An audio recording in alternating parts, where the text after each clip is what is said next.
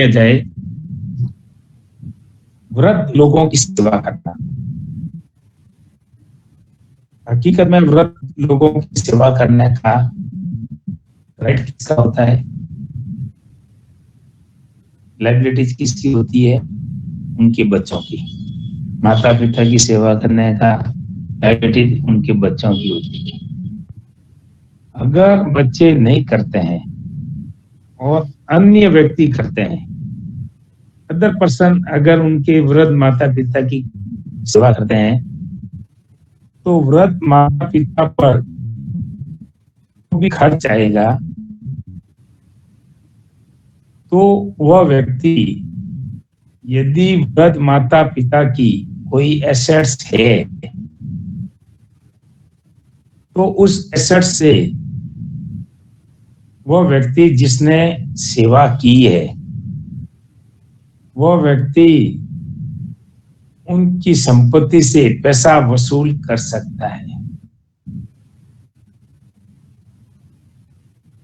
वृद्ध माता पिता के बच्चे ये नहीं कह सकते हैं कि हमारे बीच में कोई कॉन्ट्रैक्ट नहीं हुआ है। लेकिन ध्यान रखना, इसमें मैंने एक भी शब्द बोला था, वृद्ध माता पिता की स्वयं की संपत्ति होनी चाहिए। यदि आप सेवा कर दी और उनके पास कोई एसेट्स नहीं है, तो और तुमने किसी की सेवा कर दी, तो उनके बेटे बेटी से आप पैसा वसूल नहीं कर सकते हो। ध्यान रखना, आप बेटे बेटे से पैसा, क्योंकि आप उनके बेटों से आपके द्वारा खर्च की गई राशि वसूल कर सकते हैं। लेकिन ध्यान रखना, वृद्ध माता पिता की संपत्ति होना जरूरी है।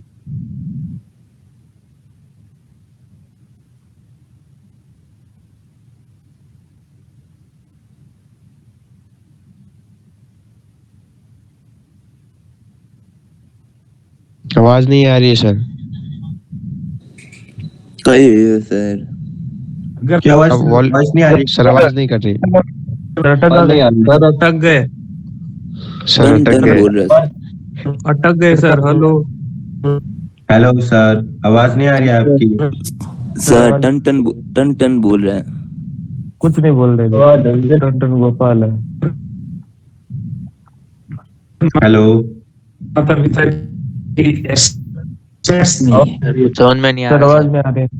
Hello sir. सर रीजॉइन करो। रीजॉइन करो सर। फोटो दिखी सर हमारा। सर ओनली है ना, आपकी पीकी दिख रही है, आवाज नहीं आ रही क्लियर से। हमें दवाई कौन दी के पीकी? निकित तो दिखे मुंडा दिखे भाई, मुंडा दिखे गाली दिखे। मुंडा दिखे। आवाज नहीं आ रही है। वापस करने देता हूं। सर अटक गए आप? अभी तक अटके हुए सर आप। हाँ सर, थोड़ा सा मूव हुआ था। हाँ अभी ले आए। सर का नेट कितने हो गया? नेटवर्क प्रॉब्लम है सर। Network problem. नेट खत्म हो गया नेट सर का। रात का खत्म कर दियो। मूड बड़ा थोड़ा था।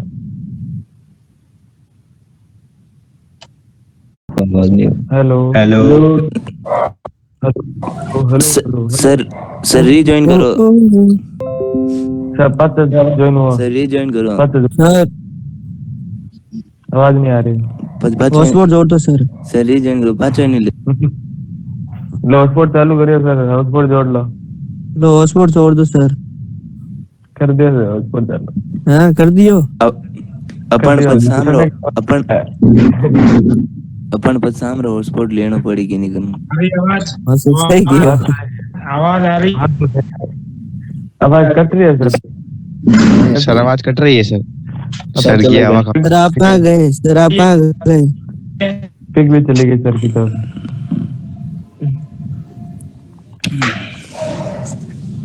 सर नेट प्रॉब्लम है। हाँ तो 50 बैलेंस करा दे यार 3 GB रहा। काम आई काम 3 दिन तक। अरे टमाड़ा तो फाका पड़ा बढ़िया। हो चल कर हूं सर नेट खत्म रहेगा मुझे। हेलो तो भाई भाई दिख नहीं रहे सर। सर नेट रिचार्ज करूं जो हमारी करा सर नेट रिचार्ज करूं जो हमारी करा दीजिए। अब नंबर लिखना भेजो मैं हमारा ही। हाँ मैं भेजो।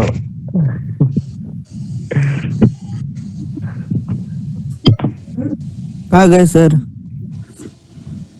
रिचार्ज करो 50 वाला छोटा रिचार्ज। 40 होते सर ने बात कर दिया। छोटा रिचार्ज बड़ा धमाका। थोड़ा रिवर करा दे 1 GB।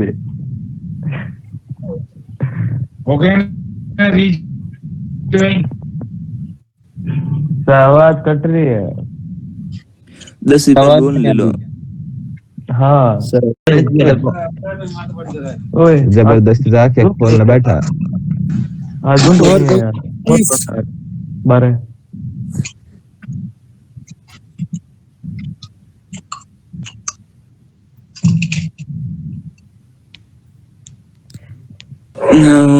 उस भजन का क्या कहना है रे। ओहो जय हो। जीजा जी की होटल है मस्त समझे।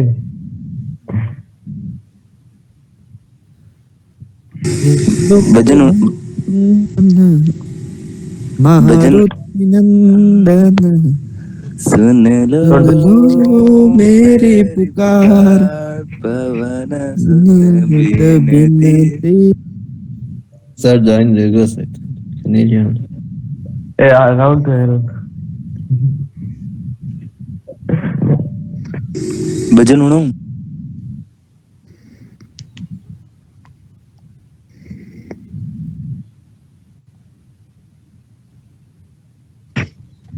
आवड़ा रे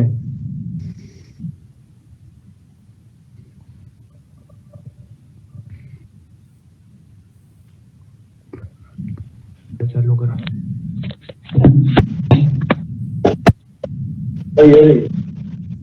good morning sir. Good morning sir. Good morning sir. Good morning sir. Good morning sir. हम वापस देख लो। अर्ध अनुमान फर्स्ट होता स्पष्ट अनुमान जो दोनों पक्षकारों के बीच में लिखित रूप से या मौखिक रूप से किए जाते हैं उससे हम स्पष्ट अनुमान कहते हैं। दूसरा होता है गर्भित अनुमान जो न स्पष्ट किया न शब्दों में किया जाता है न लिखित रूप से किया जाता है न मौखिक रूप से किया जाता है न अन्य तरीकों से किया जाता है, लेकिन कानून के द्वारा उसको अनुबंध मान लिया जाता है। अब कानून के द्वारा मान लिया जाता है यानी कि पक्षकारों के द्वारा ये अनुबंध किया नहीं जाता है, लेकिन राजनियम के द्वारा उसको अनुबंध का दर्जा दे दिया जाता है।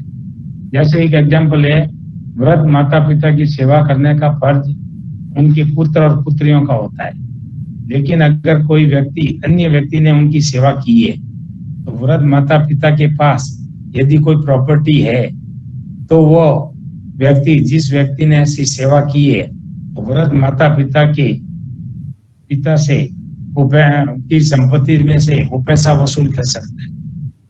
पुत्र पुत्रियां ये नहीं कह सकता है कि भाई हमने आपको कहा क्या या हमने हमारे आपके बीच में कोई कॉन्ट्रैक्ट हुआ क्या। तो कानून कहता है कि ये कॉन्ट्रैक्ट की जरूरत ही नहीं है, ये कॉन्ट्रैक्ट ही माना जाएगा क्योंकि उस व्यक्ति ने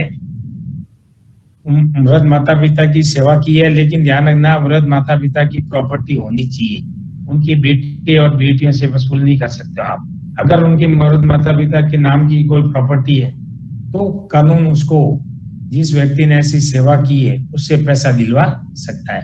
तो क्वासी कॉन्ट्रैक्ट हुआ है जो अनुबंध के पक्षकारों के द्वारा करते नहीं है लेकिन किया नहीं जाता है, लेकिन उसको कॉन्ट्रैक्ट मान लिया जाता है, राजनियम के द्वारा मान लिया जाता है। थर्ड नेक्स्ट आता है times on the basis of the performance, निष्पादन करने के आधार पर अनुबंध। अब निष्पादन करने के आधार पर अनुबंध दो तरह के होते हैं, एक तो एग्जीक्यूटर, एक एग्जीक्यूटरी। एक फर्स्ट होता है निष्पादित अनुबंध, एग्जीक्यूटिव कॉन्ट्रैक्ट को बोलते हैं एग्जीक्यूटिव या एग्जीक्यूटेड कॉन्ट्रैक्ट, निष्पादित अनुबंध।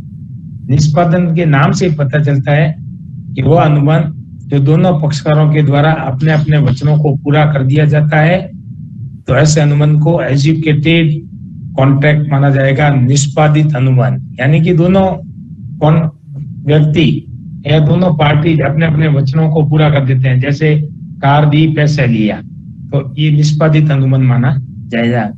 दूसरा होता है निष्पादनीय एग्जीक्यूटिव कॉन्ट्रैक्ट। एग्जीक्यूटिव में भी वो होता है जिसमें निष्पादनीय अनुबंध का अर्थ है वह अनुबंध जिसमें दोनों पक्षकारों के द्वारा अपने अपने वचनों को भविष्य में पूरा करना शेष रहता है, भविष्य में पूरा करना शेष रहता है, उसको बोलेंगे निष्पादनीय अनुबंध। इसमें भी फर्स्ट होता है एक पक्षीय और द्विपक्षीय, बाइलैटरल एंड यूनिलैटरल। फर्स्ट आता है बाइलैटरल कॉन्ट्रैक्ट, द्विपक्षीय अनुबंध। वह अनुबंध जो कि दोनों पक्षकारों के द्वारा अपने अपने वचनों को भविष्य में पूरा किया जाएगा। जैसे कह दिया नवंबर में मैं अपनी कार तुम्हें 10 लाख में दे दूंगा, तो यानी कि न तो उसने कार दी न पैसे लिए, तो दोनों के वचनों को पूरा करना अभी शेष है, यानी कि भविष्य में करेंगे।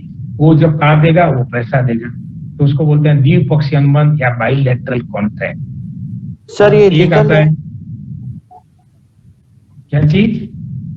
सर ये द्विपक्षीय अनुबंध है जो ये लीगल अनुबंध होता है। कॉन्ट्रैक्ट हमेशा द्विपक्षीय होता है ना, एक पक्षकार दो पक्षकार ही होते हैं, ठीक है ना? ठीक है। क्लासिफिकेशन ऑफ कॉन्ट्रैक्ट कंप्लीट हो गया है। अपन नेक्स्ट चैप्टर वैसे करीब 4th चैप्टर है, प्रपोजल एंड एक्सेप्टेंस। वैसे करीब अर्ध अनुबंध की परिभाषा एक बार बोल दो ना सर।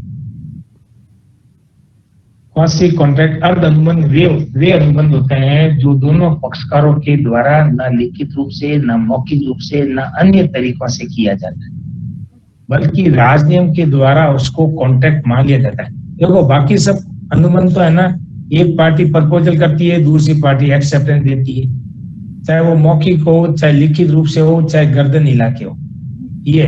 लेकिन न तो वो लिखित रूप से करता है, न मौखिक रूप से करता है, न अन्य तरीके से करता है। फिर भी कानून के द्वारा, राजनियम के द्वारा, लॉ के द्वारा उसको कॉन्ट्रैक्ट मान लिया जाता है।